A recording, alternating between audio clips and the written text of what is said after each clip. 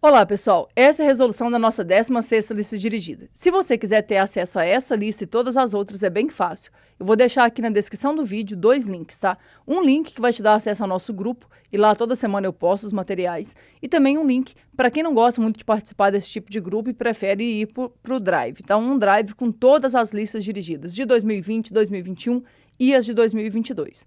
Então você não pode perder tempo, tá? Entra lá, baixa todos os materiais que você julgar que são necessários para a sua preparação e depois corre aqui no canal, porque tem resolução de todas as listas em vídeo. Eu gostaria de aproveitar também e agradecer a todos vocês que me acompanham aqui, porque ontem a gente bateu a meta de 10 mil inscritos. É só o começo, muita gente vai falar que é pouco, mas para mim é muita coisa, foi muito difícil, foi muito trabalhoso, mas a gente chegou nos 10 mil inscritos e a nossa meta agora é chegar nos 100 mil e eu tenho certeza que eu vou conseguir com a ajuda de todos vocês, tá? Então aproveita que você está aqui, se inscreve no canal, deixe o seu like, porque eu tenho certeza que até a prova do Enem eu vou trazer muitas dicas que vão te ajudar a aumentar o seu desempenho. Então se inscreve aí e vem fazer parte com a gente. Eu sou Juliana Rezende, professora de matemática, e eu vou com você até a prova.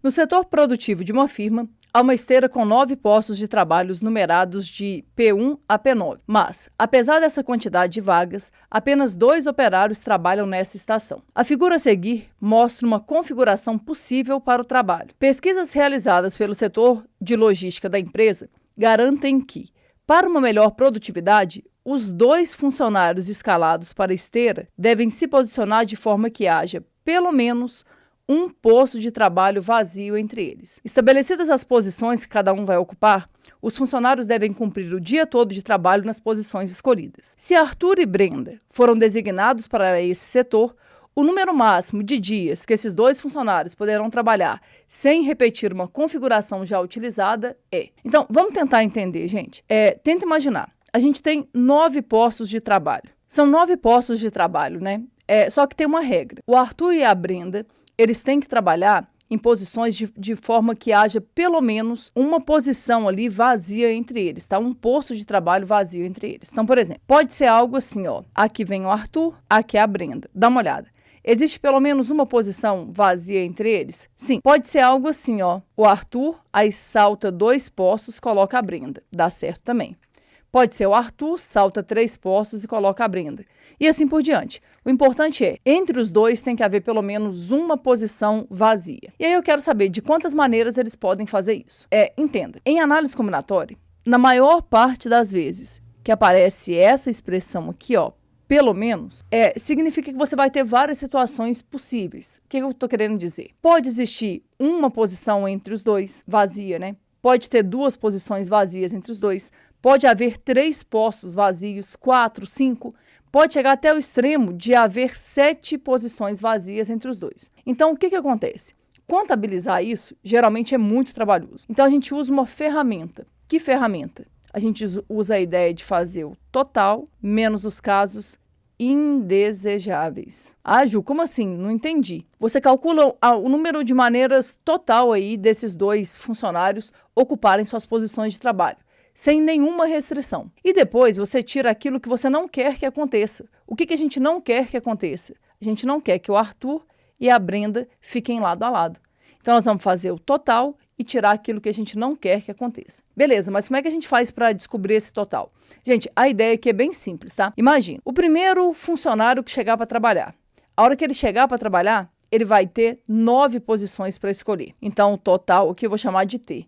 O total vai ser, para o primeiro, 9 possibilidades de escolha. Ele pode escolher qualquer lugar para ele ocupar. Beleza, suponha que ele escolheu ocupar esse lugar. Agora, a segunda pessoa que for ocupar o lugar vai ter apenas 8 lugares para escolher. Então, o que vai ser o total? Vai ser 9 vezes 8. E 9 vezes 8 vai dar 72. Ou seja, existem 72 maneiras deles chegarem e ocuparem 2 postos de trabalho para poder começar as atividades. Beleza. Só que aqui está incluindo tudo. Está incluindo um caso em que o Arthur está aqui e a Brenda está aqui. Está incluindo um caso em que o Arthur está aqui e a Brenda está aqui. Está incluindo casos também em que a Brenda está aqui e o Arthur está aqui. Então, está incluindo todas as possibilidades. O que a gente tem que fazer agora? A gente tem que tirar os casos indesejáveis.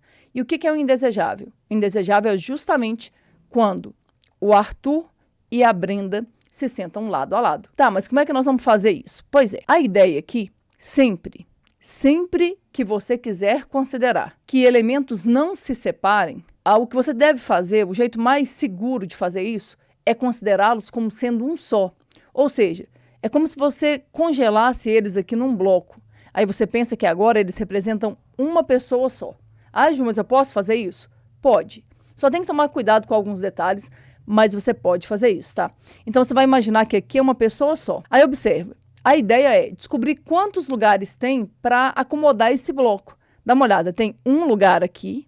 Aí, ó, 2, 3, 4, 5, 6, 7, 8. Então, são 8 lugares para acomodar o bloco. Muita gente vai falar assim, Ju, não consigo enxergar, porque eles gastam 2 lugares e que você contou um só. Gente, entenda, tá? Eu estou considerando como sendo um só justamente para poder fazer isso. Então, eu tenho um lugar aqui e depois mais 7. Então, no total, eu tenho 8 lugares para acomodar o bloco.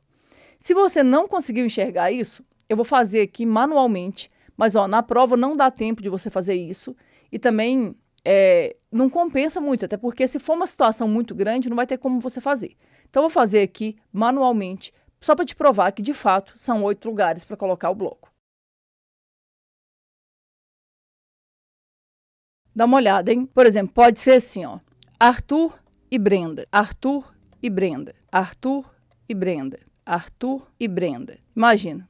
Pode ser dessa forma que está aqui. Aí eu quero que você literalmente conte quantas maneiras diferentes eu tenho para colocar o bloco. Ó. Pode ser assim, 1, 2, 3, 4, 5, 6, 7 e 8. Só que não dá para a gente fazer isso na hora da prova. Imagina, é uma fila com 25 pessoas, como é que você vai fazer isso? Não dá. Então você tem que aprender a contar desse jeito. Ó. Tem um lugar aqui, mais 7 lugares de cá. Então, no total, são 8 lugares para acomodar o bloco. Só que a gente não pode parar por aí, porque alguém pode falar assim, Ju, já sei. Então, são 8 casos indesejáveis. Eu vou fazer 72 menos 8, que vai dar 64, letra B. Não é. Por que que não? Aqui a gente considerou que está primeiro o Arthur e depois a Brenda. Pode muito bem ser o contrário, pode ser Brenda e Arthur. Brenda e Arthur, e assim por diante. Então, tem 8 possibilidades, com primeiro o Arthur e depois a Brenda, e tem mais 8 possibilidades, com primeiro a Brenda e depois o Arthur. Então, no total, não vai ser 8, vai ser 8 vezes 2.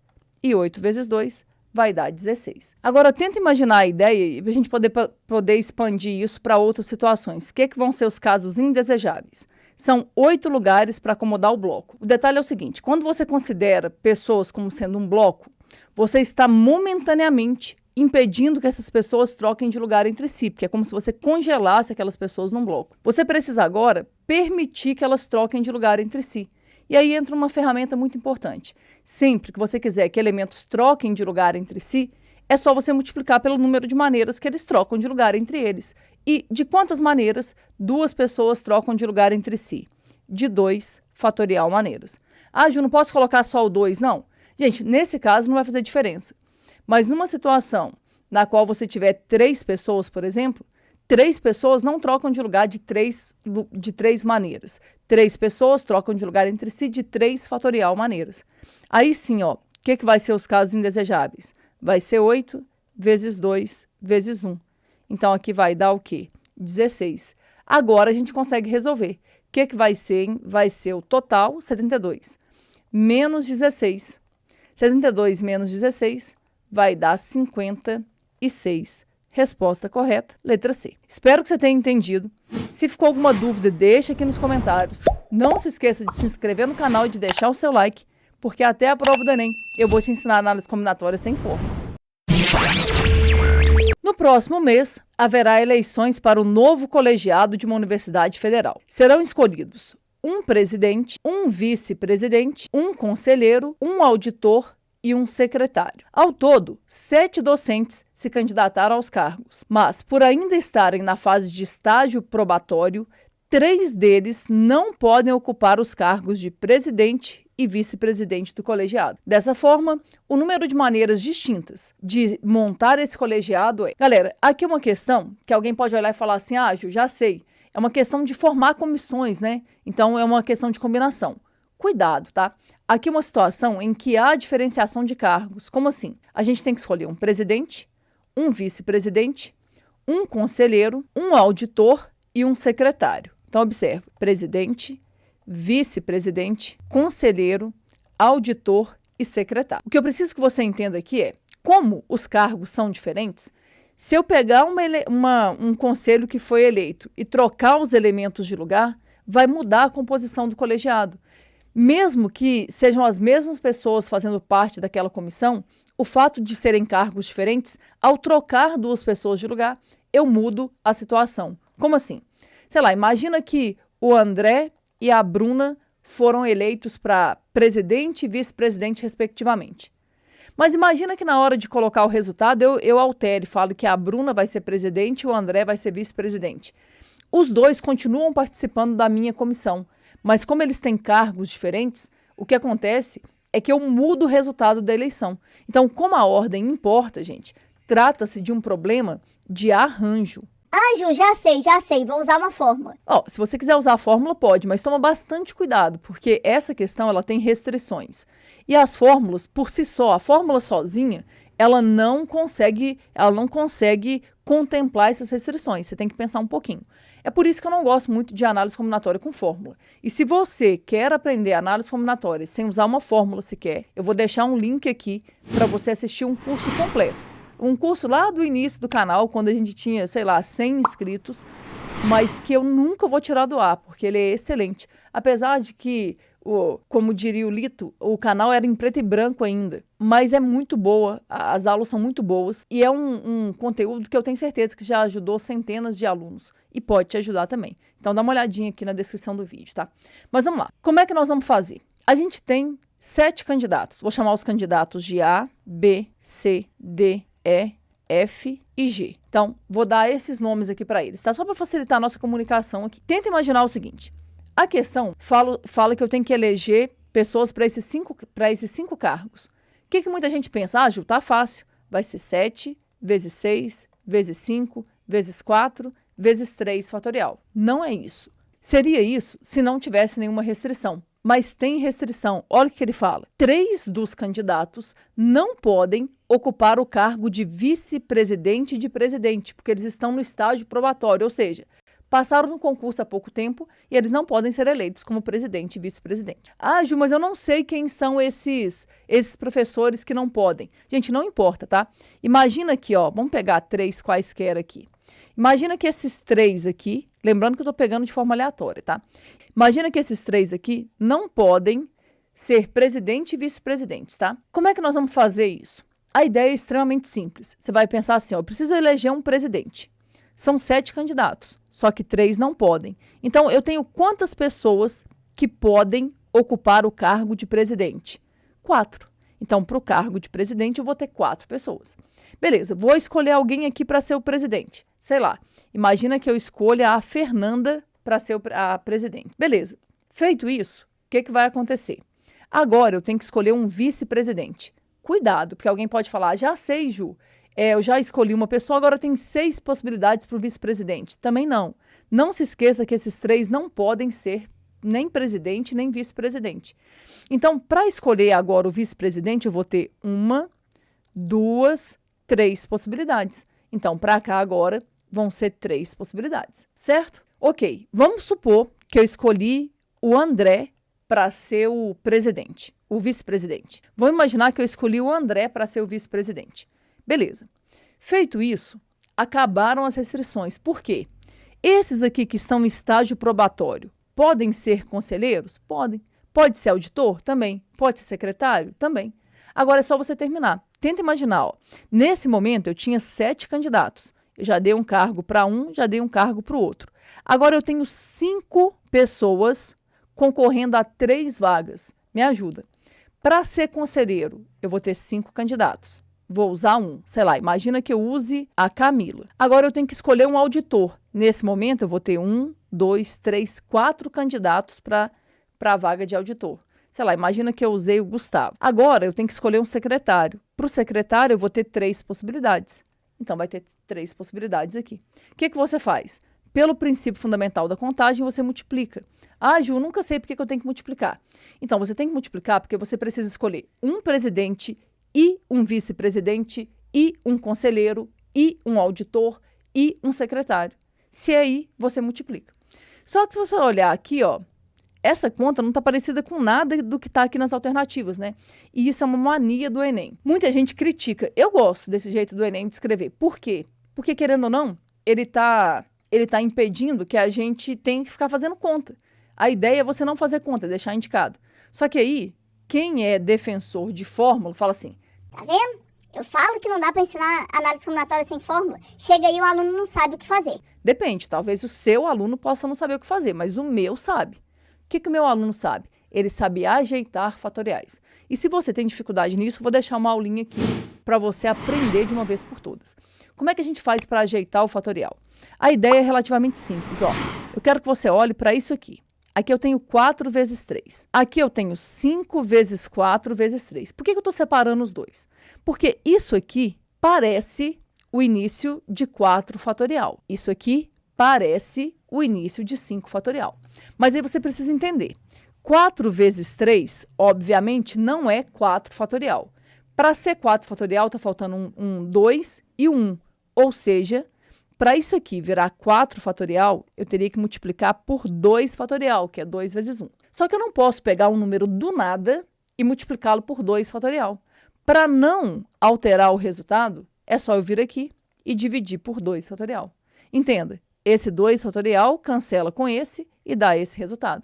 Ah, Ju, mas eu não entendo para que fazer isso. Para você poder escrever isso aqui de uma maneira diferente. Eu posso falar que isso aqui é 4 fatorial dividido por 2 fatorial. Então, esse pedacinho aqui vai ser 4 fatorial dividido por 2 fatorial. Agora, eu tenho certeza que você já pegou a mãe aí, que você sabe ajeitar o último ali para mim, ó. E ali tem 5 vezes 4 vezes 3. De novo, isso aqui me parece o início de 5 fatorial. Só que para ser 5 fatorial, está faltando 2 vezes 1. E 2 vezes 1 é 2 fatorial. Só que eu não posso, de novo, eu não posso multiplicar aquilo ali por 2 fatorial. Eu vou dividir para não alterar o número. Qual que é a vantagem disso? Isso aqui eu posso falar que vai virar 5 fatorial dividido por 2 fatorial. Então, essa partezinha aqui é 5 fatorial sobre 2 fatorial. Para quem não está acostumado com isso, pode parecer uma coisa de outro mundo. Mas à medida que você vai se acostumando com essa ideia, você consegue fazer isso aqui de maneira bem rápida. E aí está resolvido, né? O que a gente faz aqui? Ó? Em cima vai ficar 4 fatorial vezes 5 fatorial dividido por 2 fatorial vezes 2 fatorial. Que letra que vai dar isso, hein? Letra D. 5 fatorial vezes 4 fatorial dividido por 2 fatorial vezes 2 fatorial. Se permita aprender análise combinatória sem fórmula. Você vai ver o quanto que isso é libertador. Mas, ó, ficou alguma dúvida? Deixa aqui nos comentários que eu volto para te ajudar.